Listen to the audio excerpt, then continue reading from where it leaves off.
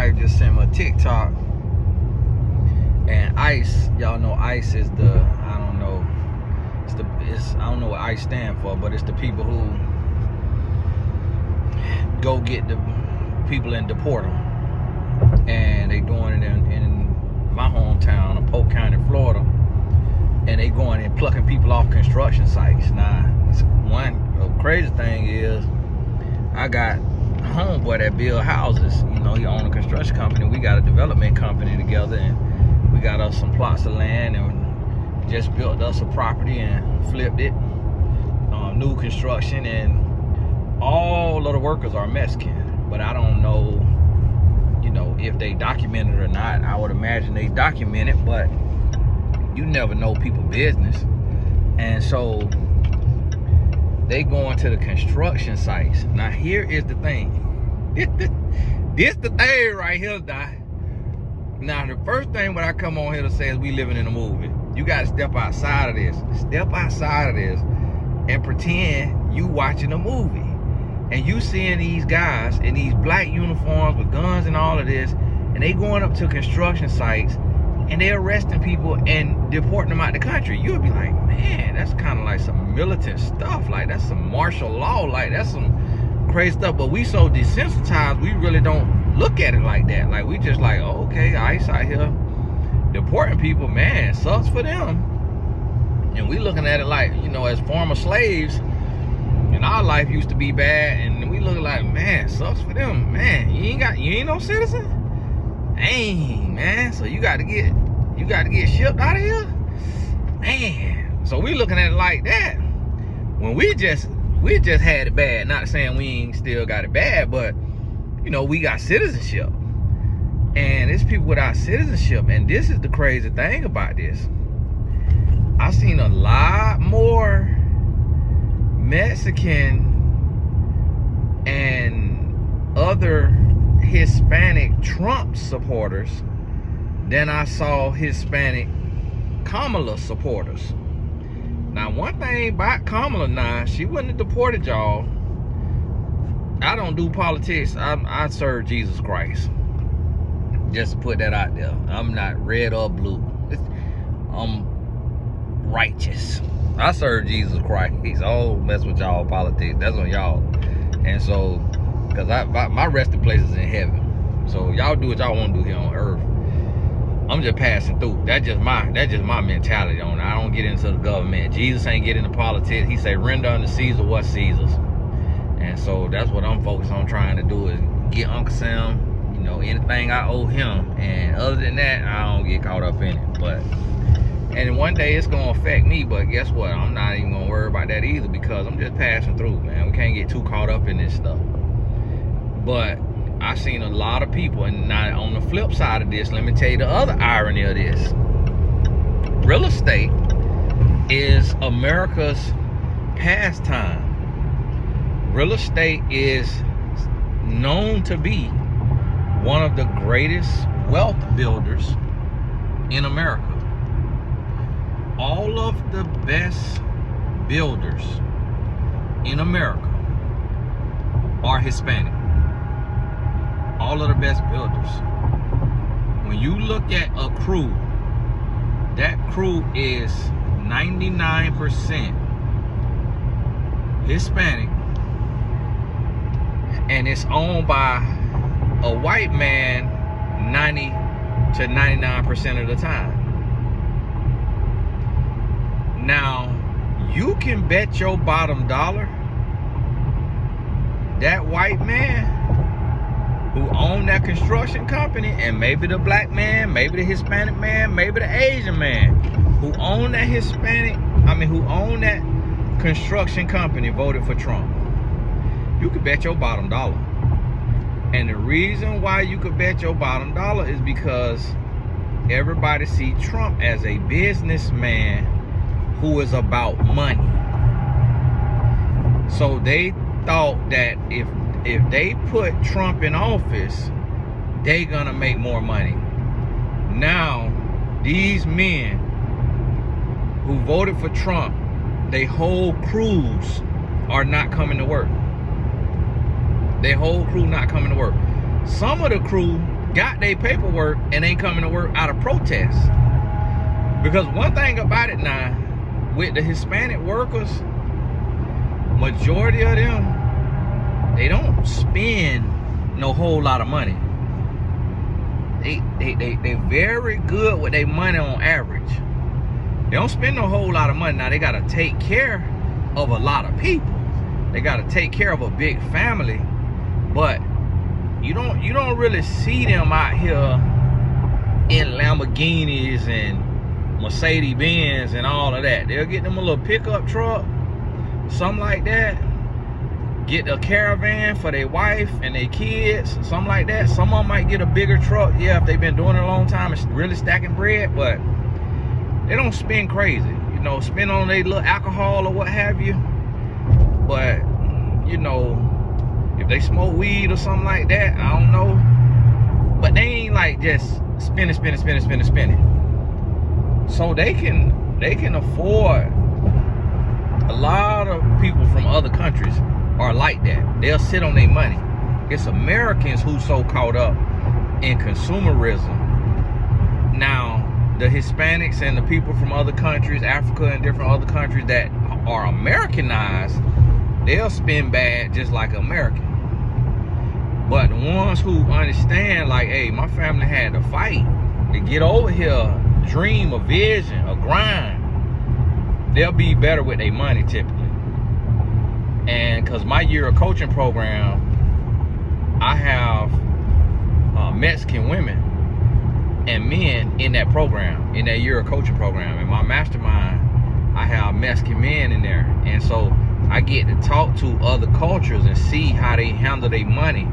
And they hard workers, they visionaries. I mean, these folks is really, I'm gonna be honest with you. Y'all gonna be mad at me for saying this. I'll be honest with you. I'll trade a lot of y'all blacks for me a Mexican. Hey, listen. Get out your feelings now. I love black people now. Y'all know that. Y'all watch my video. But it's a lot of black people I would trade for me a Mexican. I'm trying to tell you. Like, when you talk to Mexican women, I talk to a lot of Mexican women as a life coach. When you talk to Mexican women, when you talk to Mexican men, I got Mexican men that's my clients. They different. Their mindset is different, man. Their mindset, and yes, I know about the Mexican versus black wars in LA and all of that. That's street crime. That's street beef. They really ain't even mad at each other about their skin color. They mad about, hey, you on my turf. You on my turf. Hey, I ain't with that. No, get off my turf. Like, these my streets. I'm moving my product out here, and then boom, the black gangs, the Mexican gangs go to war. That street, they not going to war over skin color. They going to war over territory. And so a lot of people got that twisted, because I got a lot of Mexican clients. And then I have a lot of Mexican staff and consultants that work with me in my office, like come and, you know, help me out when I'm building something, when I'm doing something. And I get on Thumbtack, or I put the word out to my network. It's typically, you know, someone from another country. It's rarely an American that's in the trades, like other than like HVAC, you know. But when it comes to like building and repairs, I mean, I had one guy from Ukraine, you know, from the Ukraine. And then you have, you know, your Hispanics and stuff. And then I had some Asians, like, you know, different parts of Asia, who will be out there in the trades, you know, and working, just hustlers, just go-getters. And this is the irony. I seen the farmer say that 70% of their workers are Hispanic, and that they all just stopped showing up. And now these farmers are going bankrupt because they farm cannot be ran. It's way too much work for these couples that's in their 70s, late 60s, 70s, 80s. It's way too much work for them to run. Oh, that look like a little tiny. Is that a church? Or is that a house? That thing is so tiny. For sale. My goodness. Well, y'all might open a church in Tampa. We'll have room for 10 of us. But the Lord will be praised. See that little building? And so I'm going to the barbershop right now, y'all. God bless you. Keep your head up. And so here's the thing. Okay, homemade lemonade. Might have to pop over and try that out now. Here's the thing. The farmers voted for Trump. Now they going bankrupt. The real estate developers voted for Trump. Now they going bankrupt.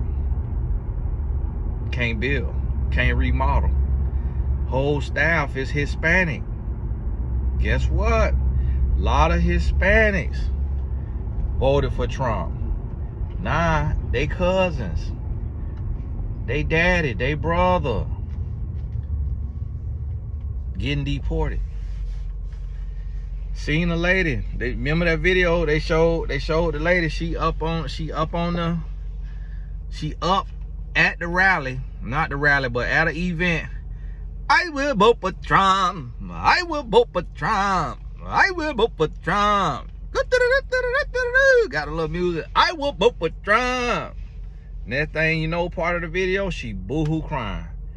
Her dad, I think her dad or her brother, got deported by ICE. She's like, this is terrible. I can't believe this. I voted for Trump. She had her citizenship, her paperwork, but all her family ain't had their paperwork yet. That paperwork ain't easy to get. I went through the process with my wife because she had a purse stole when she had a green card. When I met my wife had a green card. She had a purse stole. I need to call my wife, ask her, and she married me for citizenship. Boy, she finna go off, boy. I'm finna call her too. Hey, hold on now. I just was thinking. Oh my goodness, she get mad for real though. I just be joking, she get mad for real. Just get mad. Oh, and then I'll be like, oh, you must be guilty because you get mad. When you ain't guilty, you don't get mad now. But she just not that. She's not confrontational, so she can get mad about it. But I didn't ask her, hey, did you marry me for citizenship? No, because she'd have been low. But my wife had to go through that process being Jamaican because somebody stole her thing, so she had to reapply. And she went ahead and I think applied for citizenship. I guess they probably had the green card and stuff on file, but she applied for citizenship. But I seen I had to go through that. My security guard and best friend, he's from Barbados. Saw him have to go through that process, get his citizenship. He didn't have, when we was in college, he didn't have citizenship. He had a type of like a number would allow him to go to college, and then he ended up being put out of college because he didn't have a social security number or something like that. And it was something that came up, but it had a number that allowed him to work, and then he had to go through the citizenship process. And so I done seen this here thing happen where folks got to go through these processes, and I'm gonna tell you, stuff ain't easy. And then they want you to take this test and all of that, and they asking you questions on the test Americans don't even know. So it's like they don't make it easy for them. They try to set you up for that failure now. That's one thing they gonna do. They try to set you up for that failure. And so I'll cut in 22 minutes, so I got a little time. And so that's how that thing worked. But I tell you, man, that's the irony. We living in a movie. And I'm gonna tell you, now my phone tapped. My phone having a lot of static. So I guess I'm talking about this here politics. Somebody done sent me in. So now they got my phone tapped, trying to see if I'm a domestic somebody and trying to start something. Oh, I ain't doing all that now. But you got to keep your head up. You got to be on the swivel. You got to pay attention out here. I'm trying to tell you, cause well, listen, we in the thick of it. We are in the thick of it. Do you hear me?